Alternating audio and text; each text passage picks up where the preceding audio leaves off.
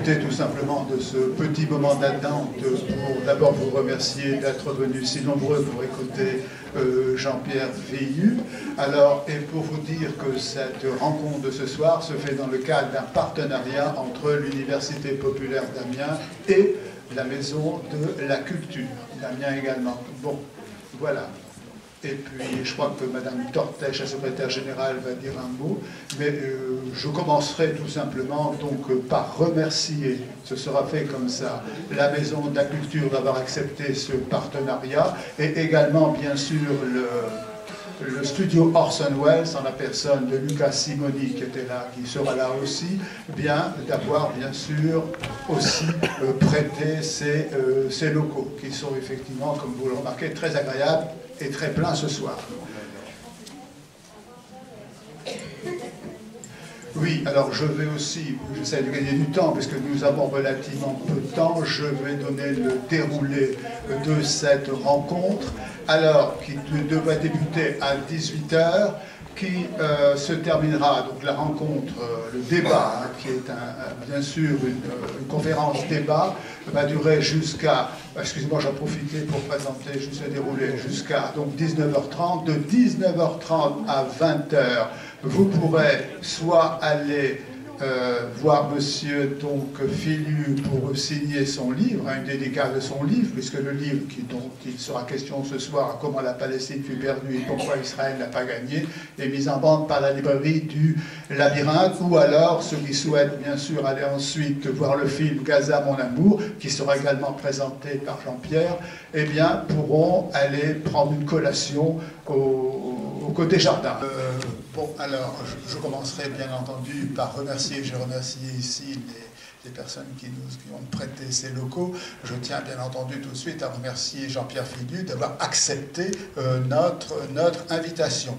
Alors, Jean-Pierre Villu est très connu, mais enfin, il faut quand même que je donne quelques précisions. Jean-Pierre Villu, tu es donc professeur des Amiénois, oui, il y tient, il était très content, il nous a rappelé qu'il a... Amiénois, il est à Paris, voilà, parfait, voilà, et qu'il a appris le cinéma dans cette salle même, donc c'est un retour aux sources amiénois, et ensuite professeur des universités en histoire et spécialiste du Moyen-Orient contemporain, tu enseignes donc à Sciences Po Paris.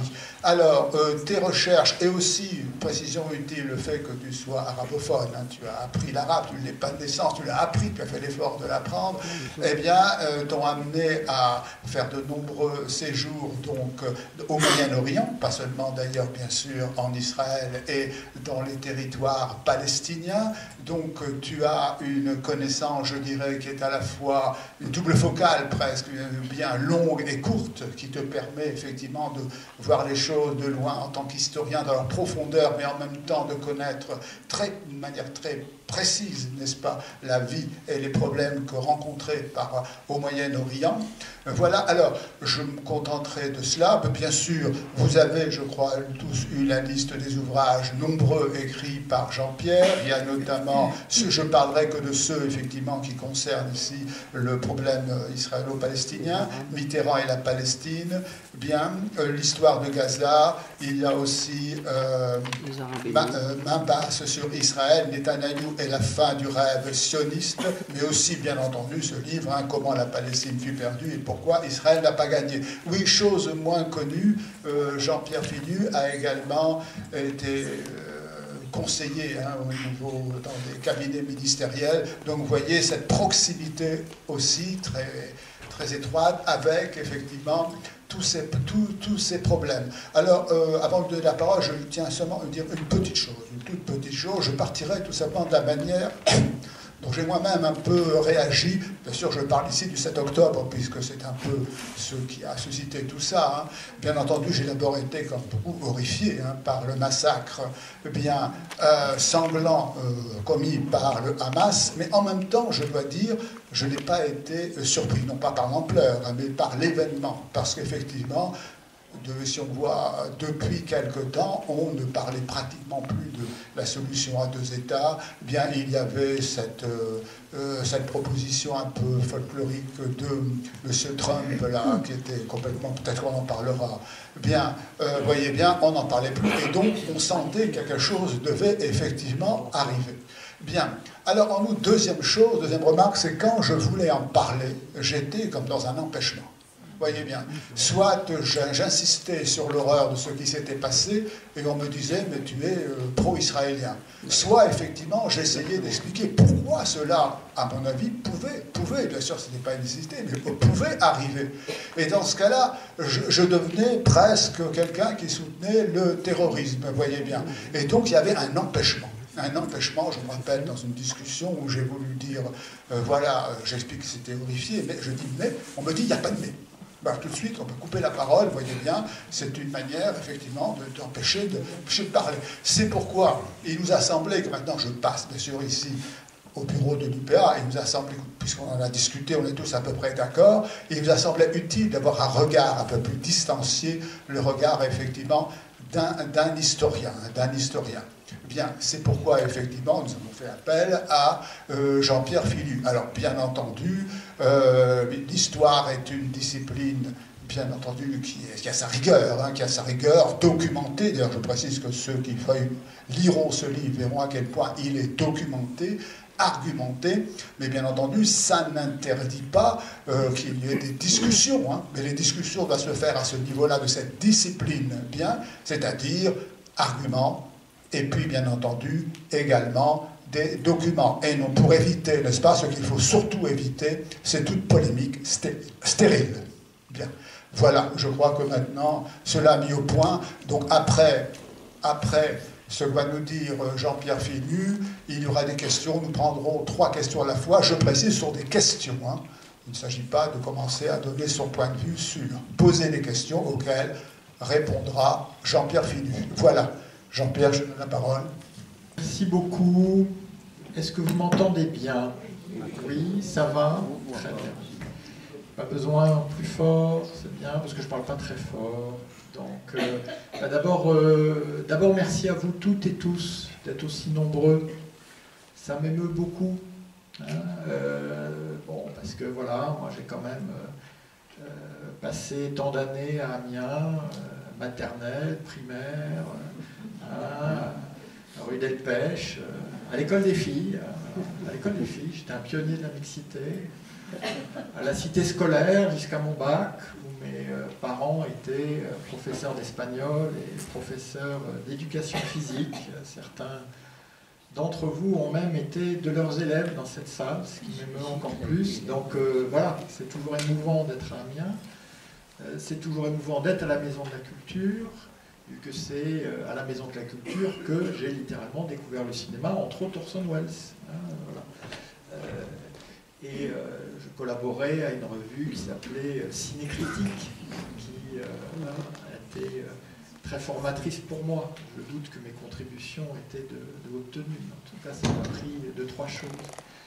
Et puis je suis ému de vous voir aussi nombreux pour cette soirée. J'espère que vous serez aussi nombreux pour voir le film Gaza mon amour, qui est un très grand film, un très beau film, par 2 amis qui sont des frères jumeaux de Gaza, Arab et Tarzan Nasser, et qui montre justement enfin je le redirai au moment de la présentation, la réalité humaine. Voilà, il ne faut jamais oublier. Il y a plus de 2 millions de femmes et d'hommes. Hein. Il ne faut jamais oublier ça, jamais. Et puis, merci à l'Université populaire qui m'avait déjà invité il y a 7 ans pour parler de la Syrie. Merci à la librairie Le Labyrinthe avec Philippe Leleu, qui était mon camarade de lycée. Et merci évidemment à la Maison de la Culture. Donc, nous sommes face à une tragédie qui laisse beaucoup sans voix, raison de plus pour lesquelles des personnes comme moi qui ont consacré leur vie à l'étude, la compréhension, la documentation de ce conflit, continuent d'intervenir dans le débat public, mais pour apporter ce qui est leur contribution à ce savoir collectif. Donc le 7 octobre 2023 à 14 h, j'étais au rendez-vous de l'histoire de Blois pour un débat sur l'Israël de Netanyahou, parce que j'ai publié la seule biographie en langue française de Netanyahou. J'ai toujours considéré que ce monsieur, quels que soient les jugements qu'on peut porter, est une personnalité historique fondamentale, non seulement pour le Moyen-Orient, mais pour Israël, qu'il a refondé à sa main. La preuve, on voit l'extrême difficulté à construire une alternative à Netanyahou en Israël. Et donc c'était Pascal Horry de l'Académie française qui animait, qui présidait cet échange, et il y avait Charles Anderlin et moi-même. Et donc il est 14 h, donc on sait déjà, Charles et moi, on sait par nos canaux respectifs qu'il se passe quelque chose d'absolument sans précédent dans le sud-est d'Israël. Charles est même en contact avec des proches qui ont des terroristes qui essaient de rentrer dans la maison, qui sont de l'autre côté de la porte. Donc à ce moment-là, je dis quelque chose d'assez simple, que je revendique complètement, c'est pour ça que je le dis aujourd'hui. Je rappelle que je l'ai dit le 7 octobre à 14 h. Je dis d'abord solidarité avec toutes les victimes, toutes, sans aucune exception, sans aucune distinction, de nationalité, de race ou de religion, toutes. Parce que je pressentais, sans évidemment pouvoir savoir qu'un an plus tard on en serait à une telle hécatombe, mais que ce conflit serait le plus sanglant qui ait jamais opposé les peuples israéliens et palestiniens. Et puis évidemment j'ai appelé à la libération inconditionnelle des otages. À l'époque on pensait qu'ils étaient à 14 h, on pensait qu'ils étaient quelques-uns, peut-être une dizaine, peut-être une vingtaine, on ne pouvait pas imaginer qu'ils étaient qui serait plus de 200, 251. Voilà, ça je l'ai dit. Donc à ce moment-là, j'avais un livre en cours, qui est ce livre, Comment la Palestine fut perdue et pourquoi Israël n'a pas gagné, autour duquel s'articulera mon propos de ce soir. Et parce que, et ce livre, c'est un peu la somme de tout ce que moi j'ai appris en plus de 40 ans, dans mon premier séjour en Israël et dans le territoire palestinien occupé. Il ne faut jamais oublier que la Cour internationale de justice utilise le singulier. Dès qu'on parle des territoires, on divise, donc on oublie. Donc le territoire palestinien occupé, moi ça remonte à 1980, et j'ai pas cessé d'y aller depuis.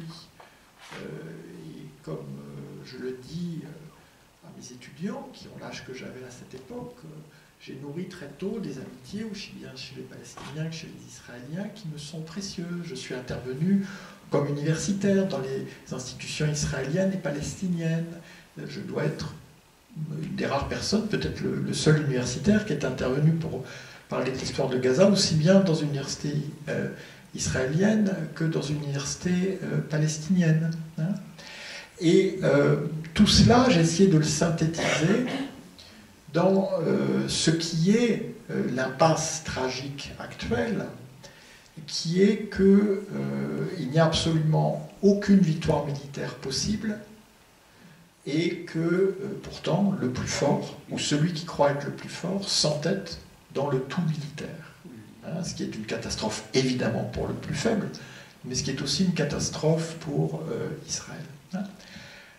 Donc, pour expliquer comment on en arrive à quelque chose d'aussi tragique, j'ai voulu décrire quelles étaient les trois forces donc, du sionisme puis d'Israël, et puis les trois faiblesses des Palestiniens. Chacune des forces d'Israël ayant permis à Israël de progresser au fil des périodes, mais aussi rendant difficile la seule solution, je vous livre déjà la conclusion, enfin, de toute façon elle est bien connue, qui est la solution à deux États. Vu que chaque force, en accroissant l'hubris d'Israël, rend encore plus difficile ce qui est pourtant la seule solution, qui est le partage territorial entre les deux peuples. Donc, je vais être assez rapide, et on pourra de toute façon échanger, mais je vais m'en tenir à la structure de ce livre. Et comme historien, j'ai choisi une approche qui tranche avec ma discipline, qui est une approche thématique. Et donc, dans chacun des chapitres de chacune des trois forces et chacune des trois faiblesses, je repasse en fait dans cette chronologie, comme je vais le faire devant vous ce soir. Parce que du coup, à la fois, ça permet de montrer pourquoi les thématiques sont pertinentes, sinon moi je ne les proposerai pas à votre réflexion, mais aussi, c'est ce sentiment d'éternel recommencement empire qui est au cœur de la tragédie israélo-palestinienne. Parce qu'à chaque fois, c'est la même chose empire.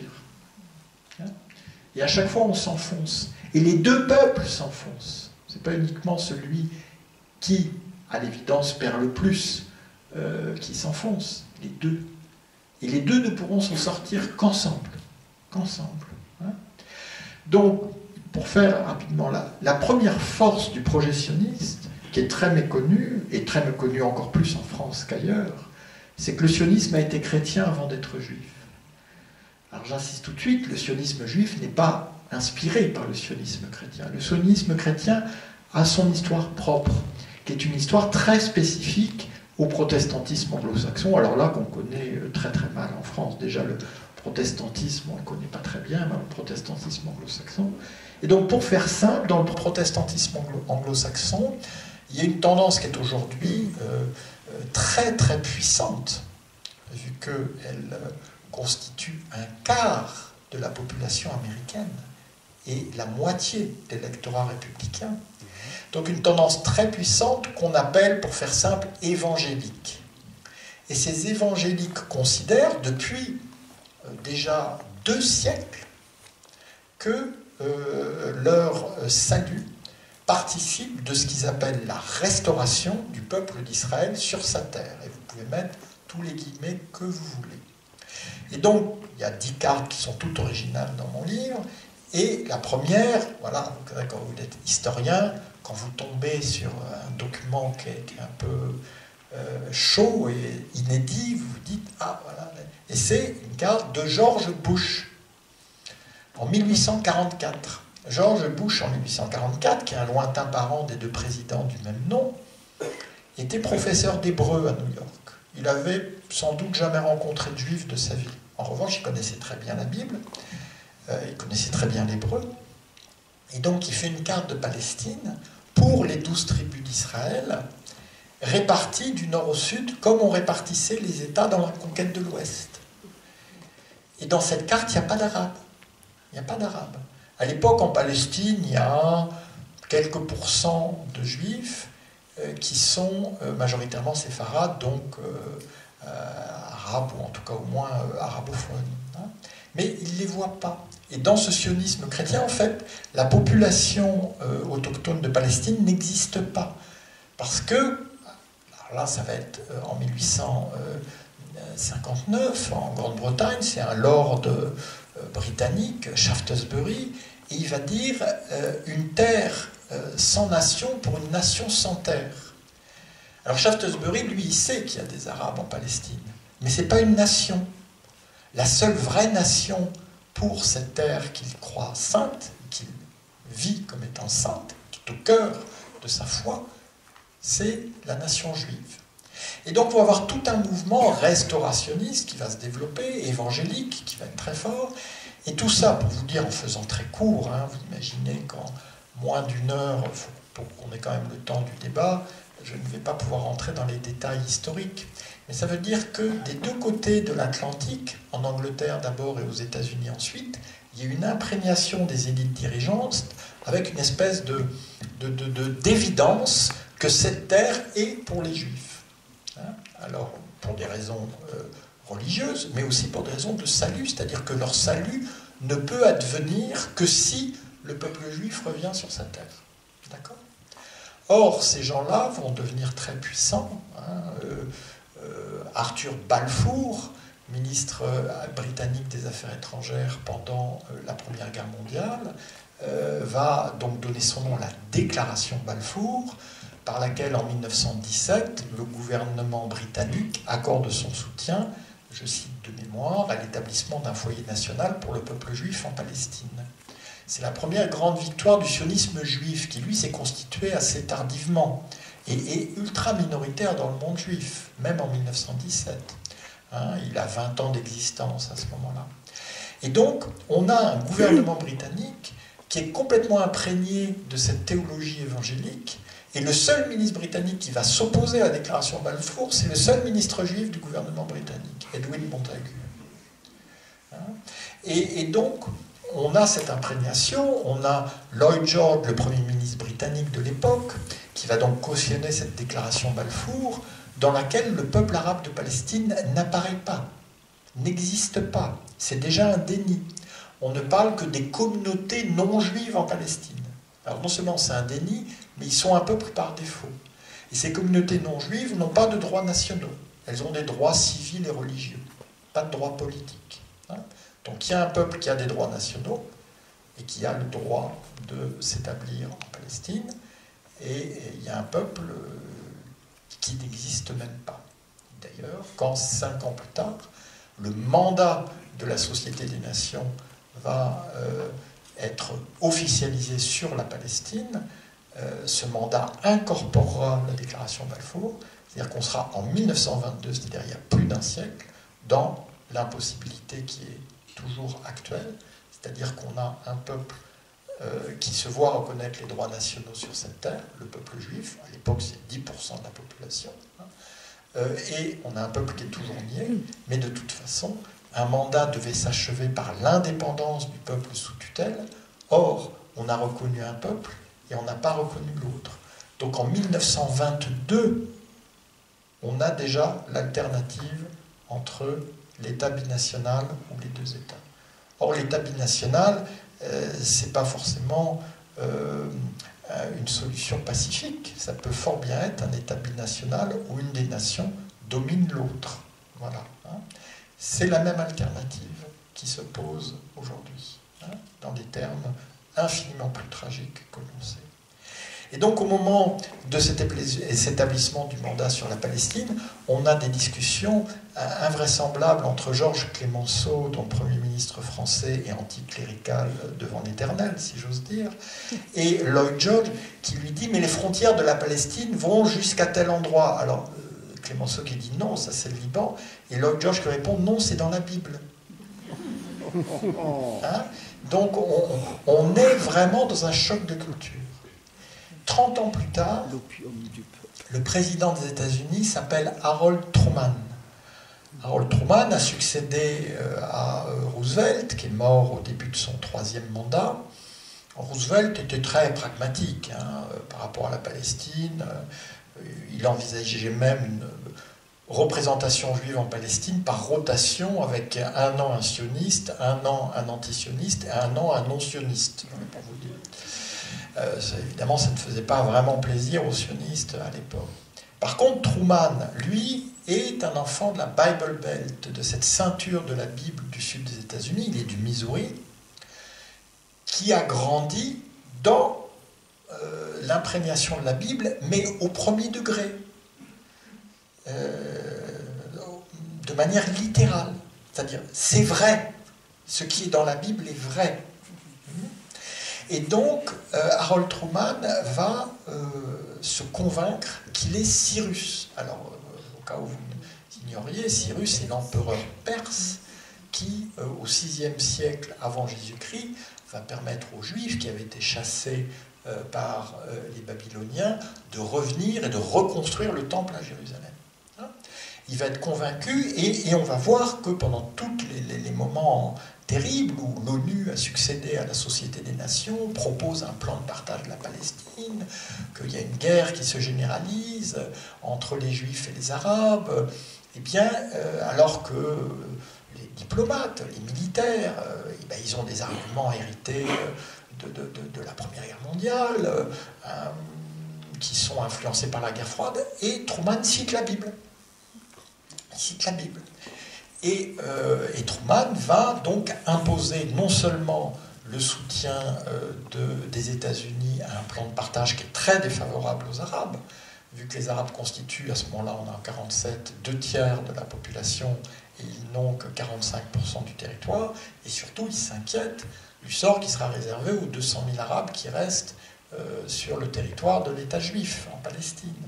Lui va l'imposer, hein, ce plan de soutien américain qui du coup va emporter la majorité à l'ONU, et il va être le premier chef d'État du monde à reconnaître l'État d'Israël, donc le 14 mai 1948, alors que le mandat britannique s'achève quelques heures plus tard.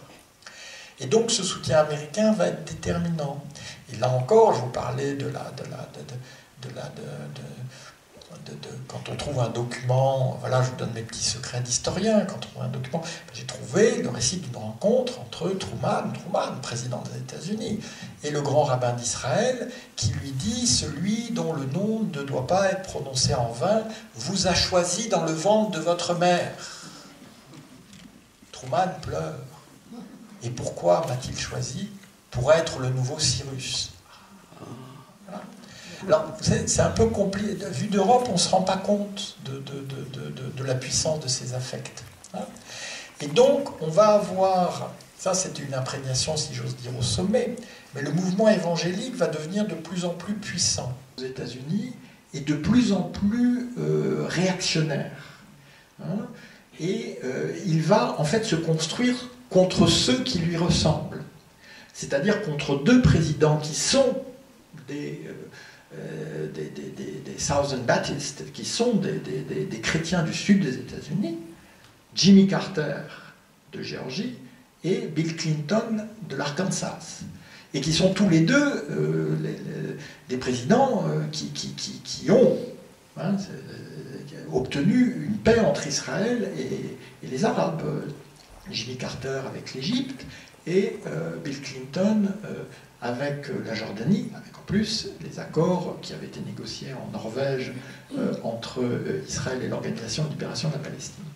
Et donc on a un basculement à droite de ce qu'on appelle désormais les sionistes chrétiens. C'est un terme qui est tout à fait courant aux États-Unis à partir des années 70-80. Hein.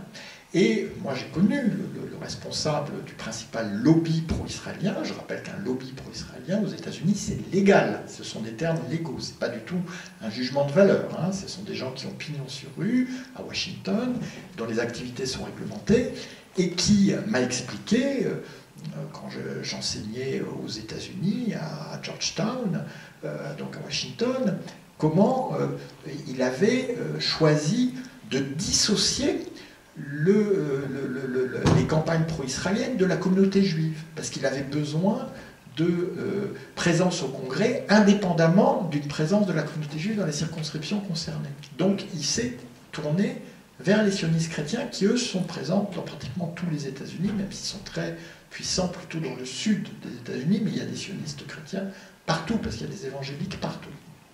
Et donc, on va avoir deux groupements. Ça va être d'abord la majorité morale, puis après ça va être la coalition chrétienne, donc la majorité morale contre Carter, la coalition chrétienne ensuite, hein, qui vont être, qui auront un programme de réarmement moral et de soutien inconditionnel à Israël.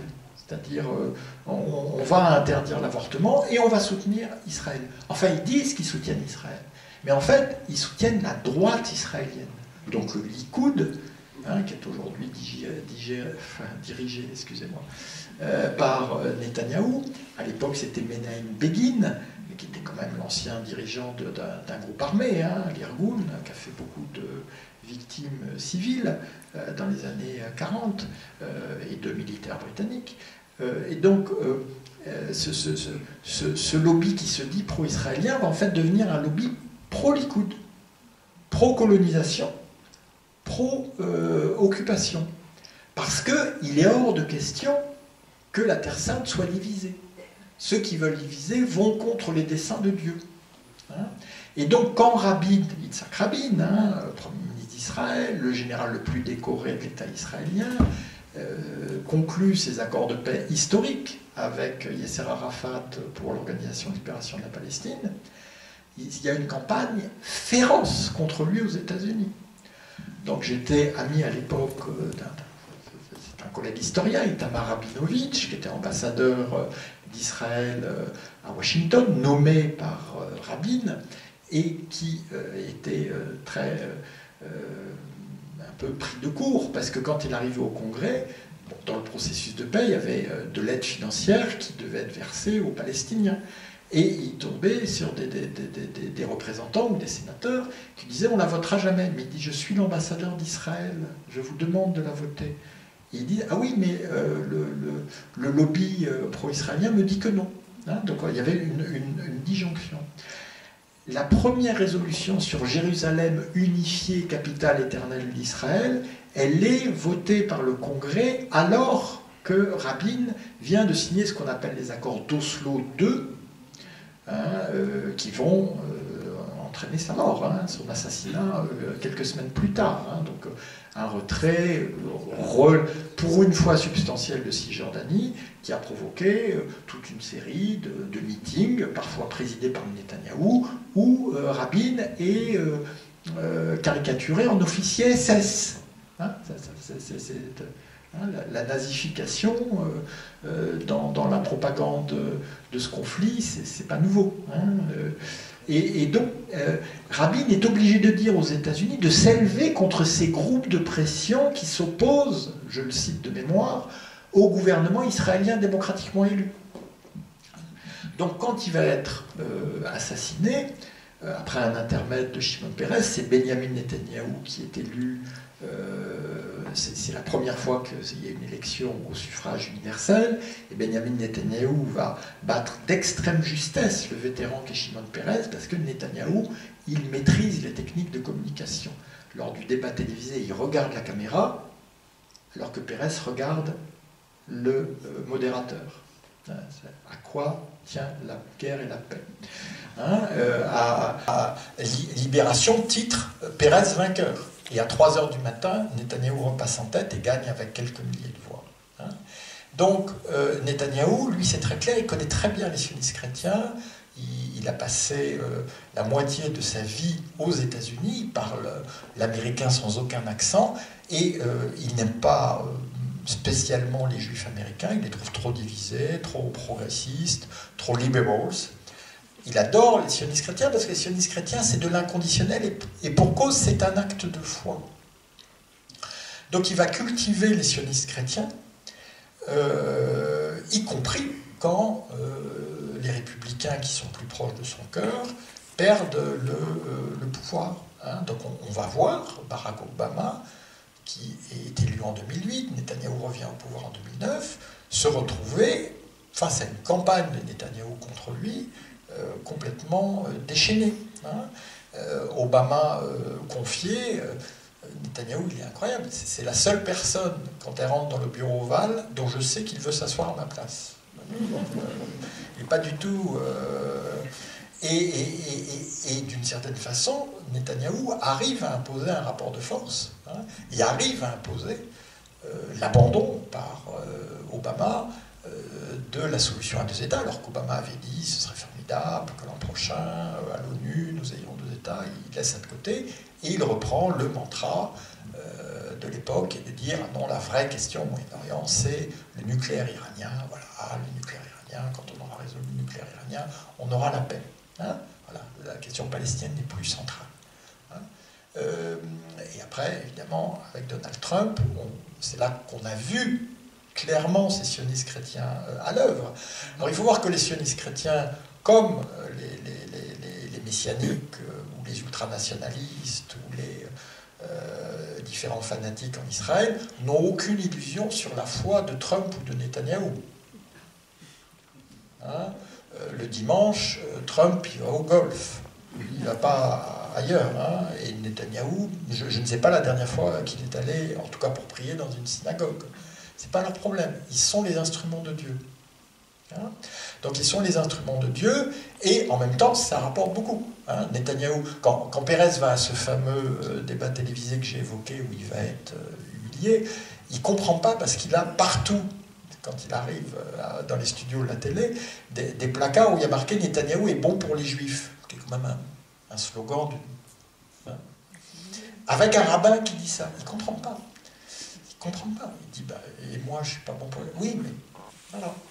lui le dit de ces façons-là. Les rabbins s'engagent, les rabbins vont faire campagne dans certains milieux orthodoxes, et à la fin, ça se joue à quelques milliers de voix, et Netanyahou gagne. Et Trump, c'est la même chose. Donc Trump, hein, là aussi, moi je prends Trump très au sérieux. Trump, à la différence d'Obama, il va faire ce qu'il a dit.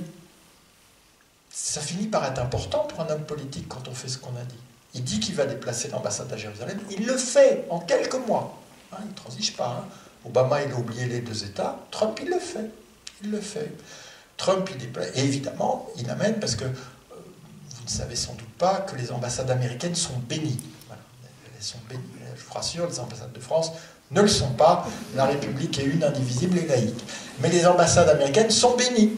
Donc l'ambassade américaine est bénie à Jérusalem par 2 prêcheurs sionistes chrétiens dont tout le monde connaît les dérapages antisémites. Tout le monde. Hein. Que je ne vais pas détailler tellement ils sont nauséabonds. Hein. Mais Netanyahou est là, la fille de Trump est là, Trump intervient en visio, le gendre de Trump, Jared Kushner, est là, et pendant ce temps-là à Gaza, vous avez ce qu'on appelle les marches du retour, hein, qui sont des protestations pacifiques que le Hamas n'avait pas pu endiguer, hein, et qui se déroulent et qui vont être écrasées dans le sang. Évidemment, tout le monde s'en moque, tout le monde regarde ailleurs en disant, ben voilà. Bon. Et donc, parce que là, le cadre va être posé pour les différents autres points, Netanyahou va faire l'accord du siècle.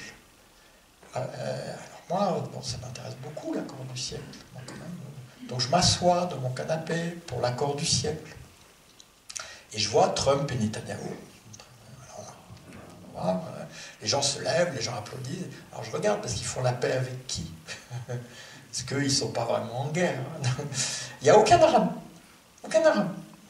Ni sur la scène, ni dans le public.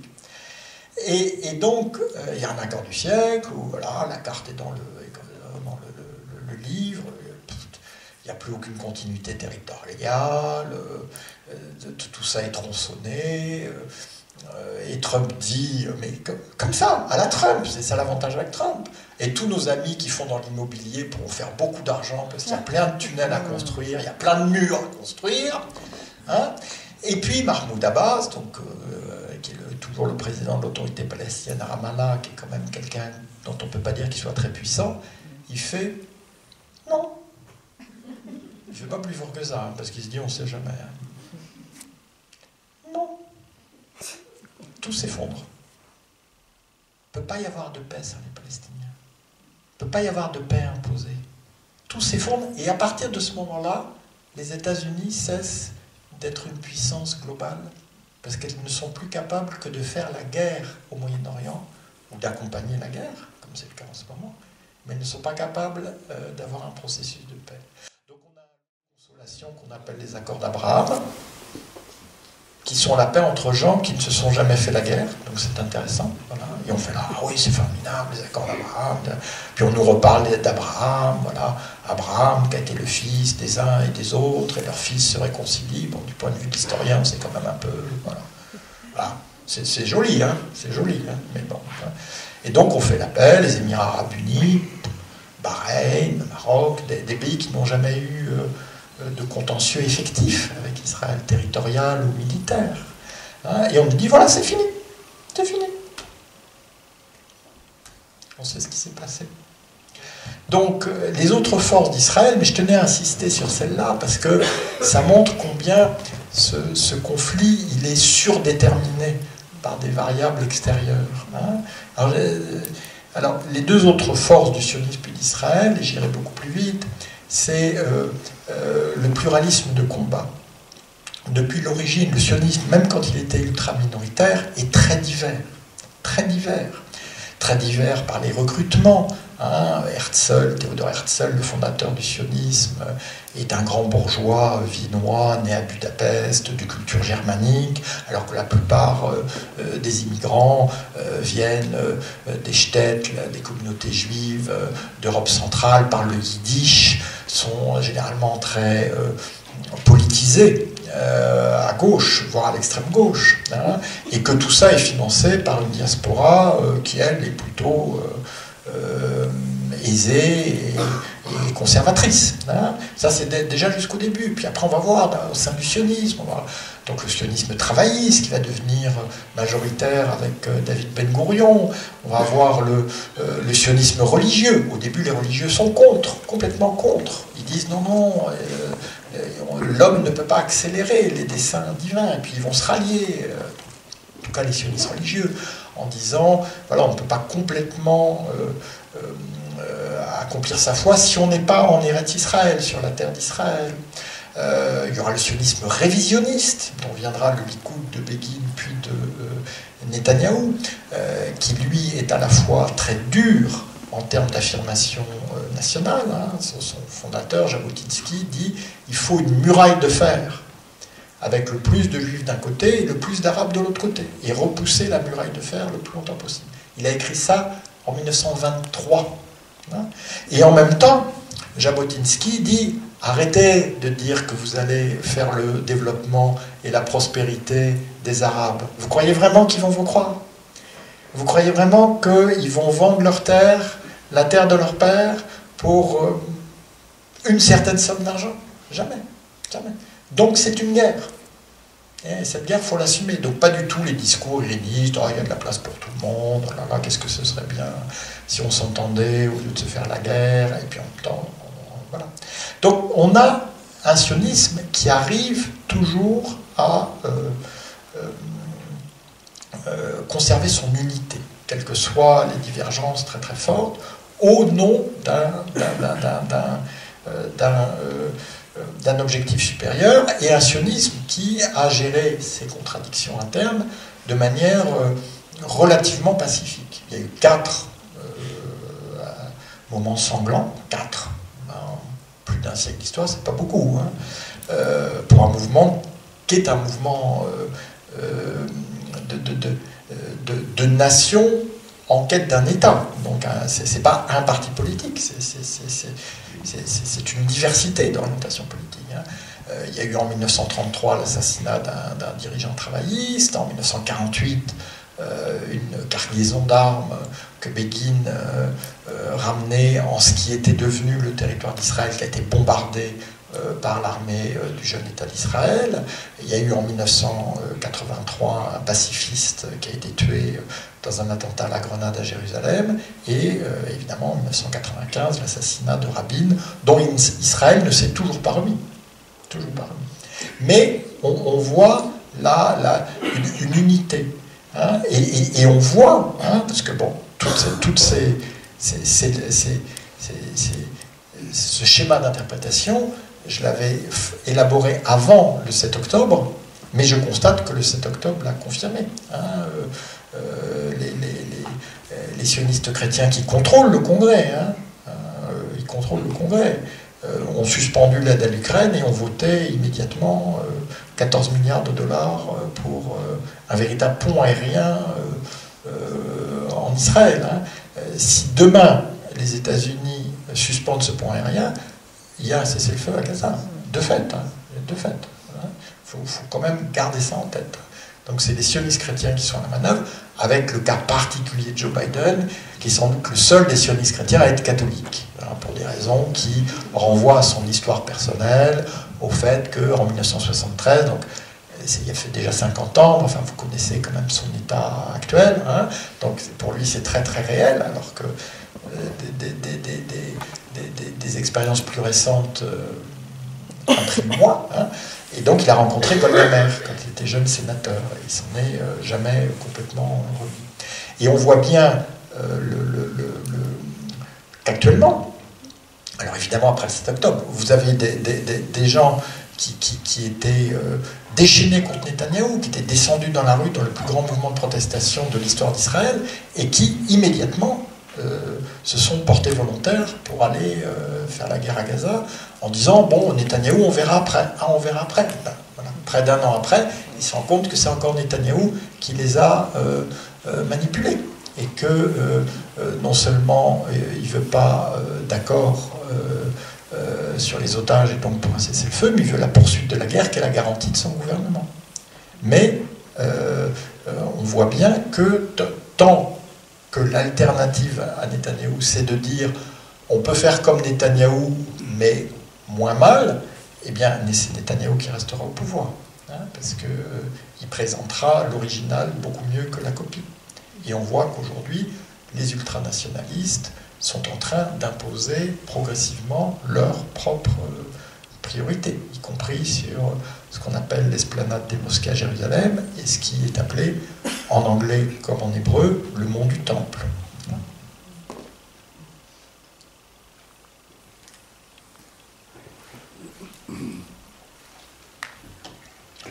Et la troisième force du sionisme puis d'Israël, et là aussi je serai rapide, c'est la stratégie des faits accomplis. On crée des réalités qui deviennent irréversibles et on ne revient pas en arrière. Hein, mais on ne dit jamais quel est l'objectif final. Hein, d'abord on dit foyer national, déclaration Balfour, puis après on dit État juif. Hein, on accepte un premier plan de partition, on accepte un deuxième plan de partition qui est plus généreux. On crée une nouvelle réalité sur le terrain. Alors certes, parce que les États arabes ont attaqué le jeune État d'Israël, on crée une nouvelle réalité sur le terrain. On crée encore une nouvelle réalité sur le terrain en 1967. Dès que la guerre, le lendemain du cessez-le-feu, on rase le quartier des Maghrébins qui est au pied du mur des Lamentations et on crée ce qu'est l'esplanade actuelle. On le rase. Hein. Quelques jours plus tard, on décide l'unification administrative de Jérusalem. En 1980, on l'a fait voter. Hein. En 1981, on annexe le Golan, etc. etc. Hein. Et puis la colonisation, évidemment. Hein. La colonisation qui aujourd'hui est devenue complètement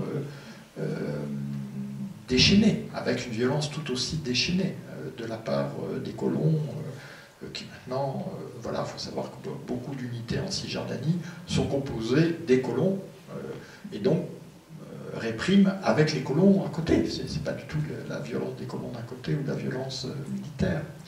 Donc on a cette...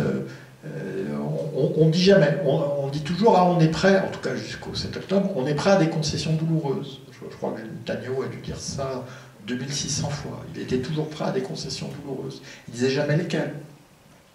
Il disait jamais lesquelles. Une fois, il a rompu cette règle non écrite et il a dit, au moment de l'accord du siècle avec Trump, ah ben, si les Palestiniens n'acceptent pas, on annexe. Immédiatement, les militaires lui ont dit, mais surtout pas. Il ne faut surtout pas annexer. Si c'est Israël, on n'aura pas du tout les mêmes marges de manœuvre que si on est en territoire occupé, si c'est vraiment Israël. Donc il est revenu en arrière. Et là, vous voyez qu'on peut tourner dans tous les sens ce qu'il dit, y compris quand il a des cartes derrière lui qui sont quand même assez frappantes. Hein, il n'y a plus du tout de Cisjordanie, il n'y a plus du tout de territoire occupé, il y a juste Gaza qui doit être réduite, dans tous les sens du mot. Hein. Le jour d'après à Gaza, il dit jamais. Il dit jamais. Enfin si, il dit ah oui, j'ai une chronique hebdomadaire dans Le Monde, pour ceux que ça intéresse, hein, tous les dimanches matins à 7h, c'est mon office à moi. Hein, voilà. Et donc, j'avais raconté ça, il a finalement, mais au bout de 6 mois ou de 8 mois, il y a un papier sans en-tête sur le jour d'après à Gaza. Et qu'est-ce qu'il y a écrit dans le jour d'après Gaza?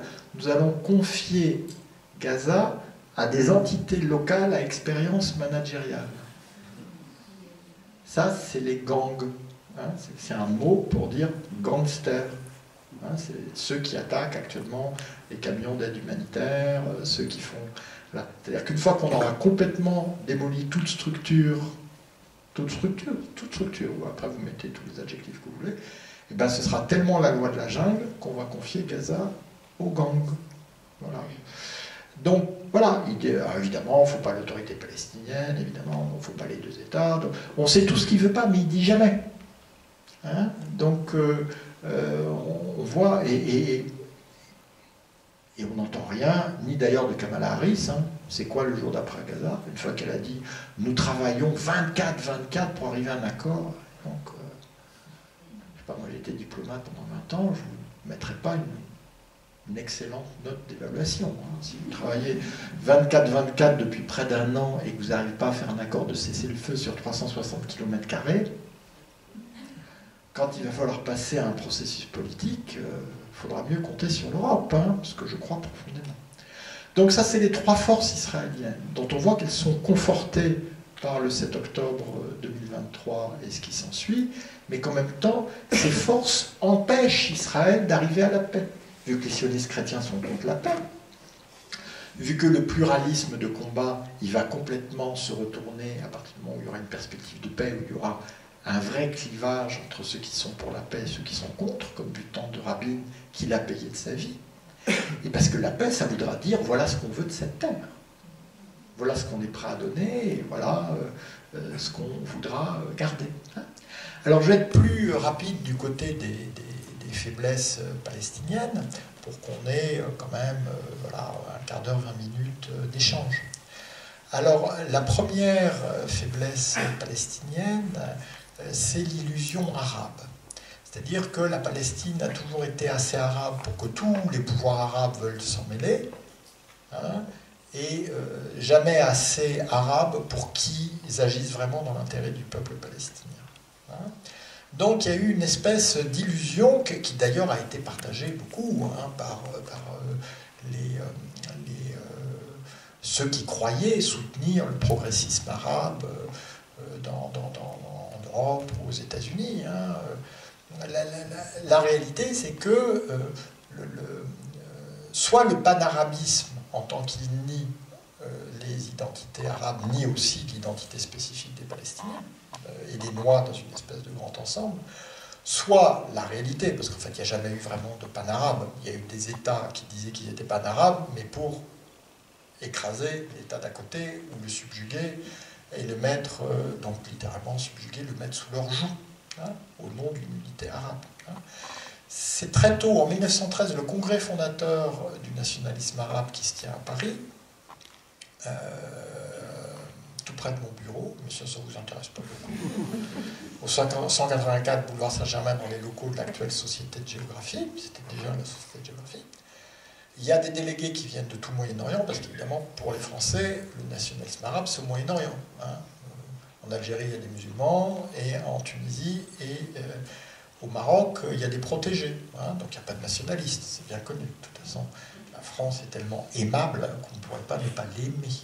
Donc le nationalisme, c'est pour l'Empire ottoman. Donc il y a des Égyptiens, il y a des Libanais, il y a des Syriens, il y a des Irakiens, il y a des Palestiniens. Et les Palestiniens disent ah, on va parler du sionisme. Et tous les autres disent ah, non, on ne va surtout pas parler du sionisme. Ah bon, mais nous, c'est quand même vraiment notre problème.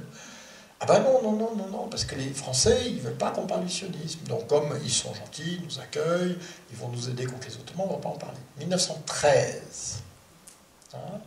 Donc, je ne vais pas vous égrener les différents épisodes où à chaque fois les intérêts des régimes arabes, qui sont plus des régimes faibles intérieurement par rapport à leur population et faibles internationalement dans les rapports de force internationaux, hein, vont à chaque fois jouer contre l'affirmation d'un nationalisme palestinien autonome.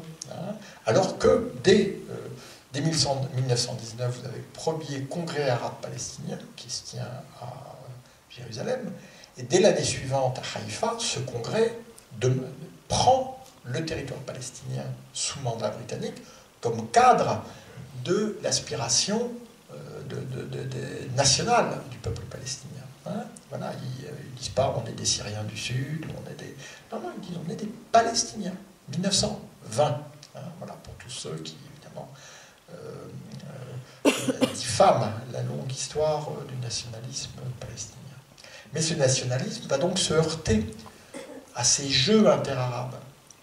Et donc, en 1948, quand vous avez la première guerre israélo-arabe, hein, il faut quand même se rappeler qu'elle a été précédée de déjà 6 mois de guerre judéo-arabe, de guerre civile en Palestine entre juifs et arabes. du fait de l'adoption du plan de partage, qui a été approuvé par les sionistes, mais refusé par les Arabes. Et que déjà la moitié de la population palestinienne qui va être contrainte à l'exode a quitté ses foyers. Donc tout ne commence pas avec cette guerre, bien au contraire. Mais dans cette guerre, les partisans palestiniens, les guérilleros palestiniens, pour faire simple, vont être complètement marginalisés au profit des armées arabes. Donc il y a 5 armées arabes qui rentrent, non pas d'ailleurs sur le territoire d'Israël, elles rentrent en Palestine. Elles vont, pour la plupart d'entre elles, rester sur le territoire qui était alloué à l'État arabe. Elles n'envahissent pas.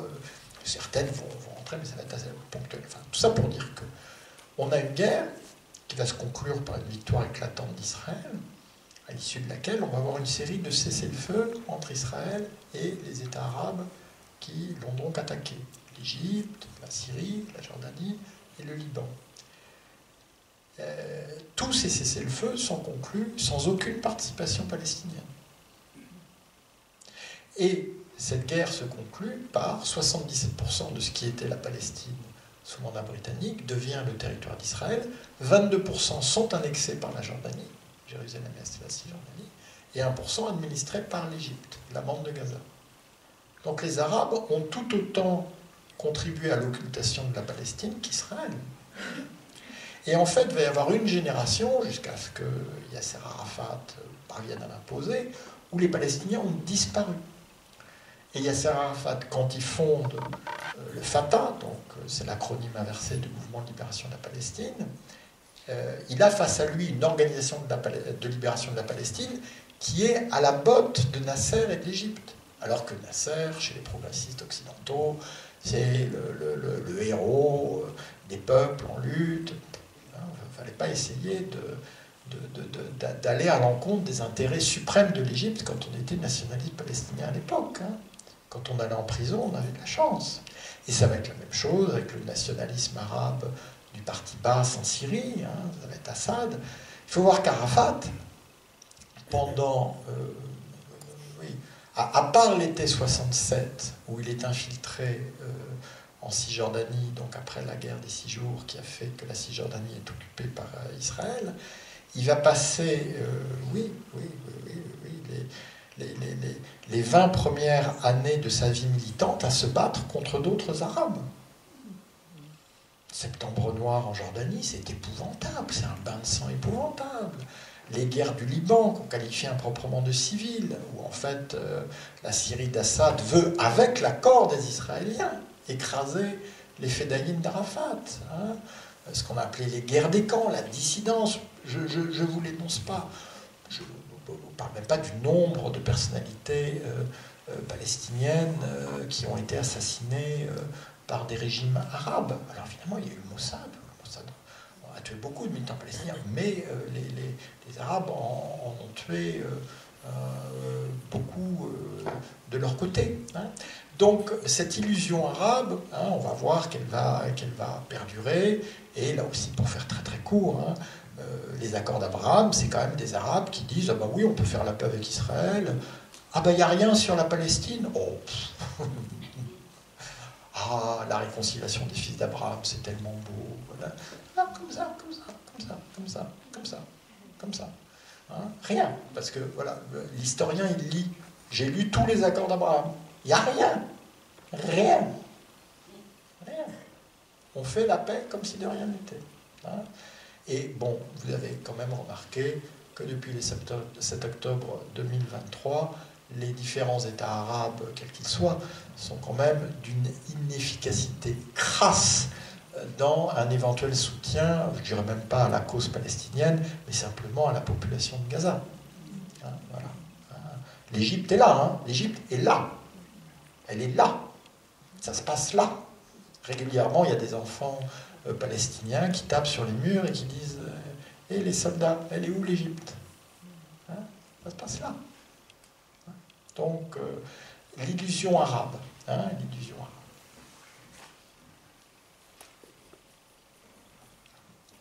La deuxième faiblesse palestinienne, et là, bon, moi ça fait quand même un certain temps que je connais le sujet, que je pratique. Moi j'étais dans les camps au Liban il y a plus de 40 ans.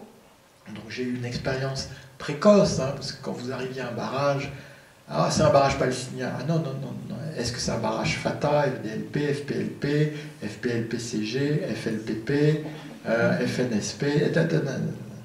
C'était pas pareil. Hein, et ça se passait pas aussi bien, ou aussi mal. Donc, le factionnalisme. Ce factionnalisme, pour faire très, très simple, il y a une société palestinienne, qui est ni bonne ni mauvaise, c'est la société palestinienne. Donc, mais il faut quand même la regarder pour ce qu'elle est. C'est une société fondamentalement rurale. C'est pour ça qu'elle a un rapport organique à la terre. C'est pour ça que les réfugiés entretiennent. C'est pas de la nostalgie, hein, c'est organique. Mais cette société qui a un rapport organique, elle est aussi divisée de manière organique, comme le sont les sociétés traditionnelles. Avec mon frère contre mon cousin, avec mon cousin contre mon voisin, avec mon voisin contre la rue d'en face, avec la rue d'en face contre le village d'à côté, avec le village d'à côté contre la colline, et avec la colline contre les gens qui sont dans la plaine en bas. C'est très efficace pour s'ancrer sur la terre. D'ailleurs, sans cet ancrage-là, il n'y aurait pas une telle capacité à durer sous une pression et face à des offensives multiformes sur des décennies, mais ça porte en soi un risque de fragmentation et surtout de polarisation. Et donc, pour faire simple, les Britanniques qui ont quand même, les Britanniques ont donné un certain nombre de choses au monde, entre autres le divide and rule, diviser pour régner. Voilà. Les Français, nous on envoyait, je ne sais pas combien de centaines de milliers de militaires en Algérie. Eux, ils arrivaient en Inde, ils géraient un continent avec quelques centaines de fonctionnaires coloniaux et quelques milliers de supplétifs locaux. Divide and rule. Mais ils n'essayaient pas de changer les gens. Divide and rule. Donc, ils ont bien vu en 1922 que, évidemment, du côté sioniste, ils auraient toute la collaboration qu'ils voulaient, et pour cause. Le mandat était la consécration du sionisme, mais que du côté arabe, il y avait une impossibilité. Donc ils ont contourné, je ne vais pas sur les détails qui sont dans le livre, et ils sont arrivés à polariser les Palestiniens entre les deux grandes familles de Jérusalem, les Husseini et les Nashashibi, avec une personnalité tristement fameuse, le moufti de Jérusalem. Ils ont créé le poste pour lui, ils l'ont appelé Grand Moufti alors qu'il avait 26 ans, Amin el-Husseini, le Hajj, parce qu'il avait accompagné sa maman quand il était ado dans un pèlerinage à la Mecque. Donc on a fait un Hajj, voilà, donc on va le crédibiliser pour le lâcher contre l'autre famille qui, elle, tient la Marie de Jérusalem. Et puis on compte les coups. Et puis on compte les coups. Et ça va profondément affaiblir. Et vous voyez qu'à chaque fois, la faiblesse palestinienne est en regard d'une force israélienne. Hein. Il y a l'unité profonde du sionisme, quelles que soient les contradictions. Il y a ce factionnalisme qui va coûter très cher. C'est-à-dire qu'à chaque soulèvement nationaliste palestinien, vous avez aussi des affrontements internes entre Palestiniens qui sont très durs. Hein, que ce soit ce qu'on a appelé la Grande Révolte arabe de 1936 à 1939. Tant qu'on est dans la grève générale, ça unifie. Ça dure 6 mois. Et justement, les souverains arabes, plus ou moins manipulés par la Grande-Bretagne, font pression sur les Palestiniens pour suspendre la grève générale, qui est une grève générale, c'est inclusif. Ça fait peuple, ça fait société. À partir du moment où on repasse à la guérilla, une guérilla par définition divise. Une guérilla a toujours une dimension, on attaque les informateurs, on attaque les collaborateurs, puis après on ne sait plus pourquoi on s'entretue. Parce qu'il y a tellement de querelles, il y a tellement de... Bon, ça n'est pas passé qu'en Palestine. Hein. Donc 36-39, et on a des divisions qui du coup vont faire que, alors que les sionistes, puis les Israéliens, comme je vous l'ai dit, il y a une stratégie de fait accompli, la polarisation va faire que, en 47-48, non seulement les Palestiniens vont camper sur des exigences maximalistes, bien plus dures que celles qu'ils avaient avant, mais en plus ils vont boycotter les réunions de l'ONU, en disant, bah non, on ne veut pas. Et en plus, ils ont à leur tête Amin el-Husseini, qui a collaboré avec les nazis. Donc dans un monde qui a découvert l'horreur de la Shoah, qui s'est construit des Nations Unies. Je rappelle que c'est les Nations Unies contre l'Axe. Il a fallu longtemps pour que l'Allemagne soit intégrée aux Nations Unies, parce que c'était les alliés. Hein. Et on met à la tête des Palestiniens quelqu'un qui a été pris en photo et qui était à l'évidence très très souriant avec Hitler en 1941. Donc il y a la catastrophe, la Nakba, qui est celle de l'exode de plus de la moitié de la population palestinienne en 1948, mais il y a aussi la catastrophe de cette élite palestinienne complètement divisée et qui campe sur des positions maximalistes. Et donc on va retrouver ça avec les fédayines, parce qu'évidemment la lutte armée,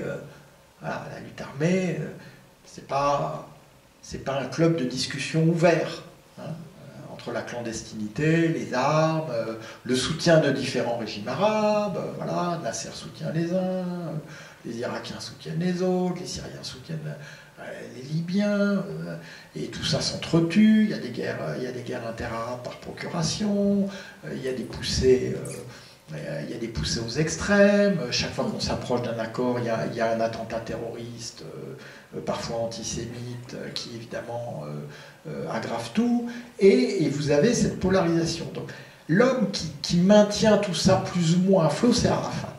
C'est-à-dire qu'Arafat est parfaitement conscient du risque d'une guerre civile palestinienne. Il le sait profondément. Il le sait, et il y a une tentation chez les fédayines qui disent pourquoi on ne fait pas comme en Algérie. Alors pour ceux qui ne connaissent pas l'extraordinaire histoire algérienne, le Front de Libération Nationale, le FLN, a quand même beaucoup éliminé beaucoup d'Algériens pour instaurer son monopole sur la lutte de libération. On estime qu'à peu près un cinquième des Algériens qui ont été tués pendant la guerre de libération ont été tués par le FLN. Arafat refuse. Il dit on ne peut pas. On a un trop petit peuple et on est trop dispersé par la Nakba. Donc il refuse. Donc coexistent toujours des tendances différentes. Quand il y a le processus de paix, l'OLP s'engage dans le processus de paix. L'OLP reconnaît l'État d'Israël. C'est le premier des accords d'Oslo, et celui-là, il faut le préserver coûte que coûte, mais on a immédiatement un mouvement qui émerge, qui s'appelle le Hamas, qui est l'acronyme du mouvement de la résistance islamique, qui va s'y opposer. Sauf que tant qu'Arafat est vivant, même quand il a siégé pendant 2 ans dans sa présidence de Ramallah par les Israéliens, ça tient encore. À partir du moment où il meurt en 2004, les digues lâchent. Et vous avez, dès sa disparition, oui, mais j'ai dit que je parlerai 1 heure, je parle 1 heure, j'irai jusqu'au dernier. Non, il n'y a pas besoin qu'on me rappelle l'heure. Et on va finir, j'ai commencé à 18h13. On va y arriver, hein. Et donc on a la guerre civile entre le Fatah et le Hamas, hein, qui va contribuer à la prise de contrôle, qui va déboucher sur la prise de contrôle de la bande de Gaza par le Hamas, et donc la partition, hein, comme si la Palestine était trop étendue. Maintenant il y a 2 Palestines, hein, une à Ramallah, dont on voit l'absolue vulnérabilité et faiblesse, et l'autre à Gaza. Quant au dernier point, le 2 poids 2 mesures, je pense que je n'ai pas besoin d'épiloguer, hein, et que donc je vais pouvoir tenir mon temps, hein, et dire que toute cette histoire, hein, on voit comment les faiblesses palestiniennes sont un reflet des forces israéliennes, mais on voit aussi comment la solution à 2 États, et je conclurai là-dessus, est la seule solution d'avenir pour les 2 peuples.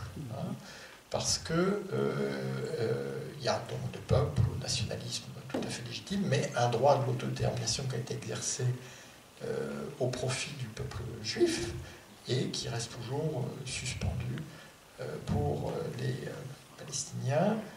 Si cette solution à 2 États, je suis désolé de finir sur cette note, mais je dois finir cette note, si cette solution à 2 États n'est pas mise en œuvre de manière volontariste dans les délais les plus courts, le prochain conflit, parce qu'il y aura un prochain conflit, sera encore pire que celui que nous vivons. Donc, non seulement il faut aller vers les 2 États, mais il faut aller vers les deux États avant qu'il ne soit trop tard.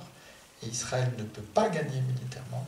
La seule victoire d'Israël, la seule consécration aussi bien du projet sioniste que de cette histoire que j'ai résumée trop rapidement, sera la solution à deux États entre Israël et la Palestine. Merci de votre attention.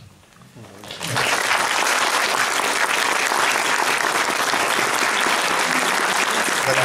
Bon. Eh bien, merci Jean-Pierre.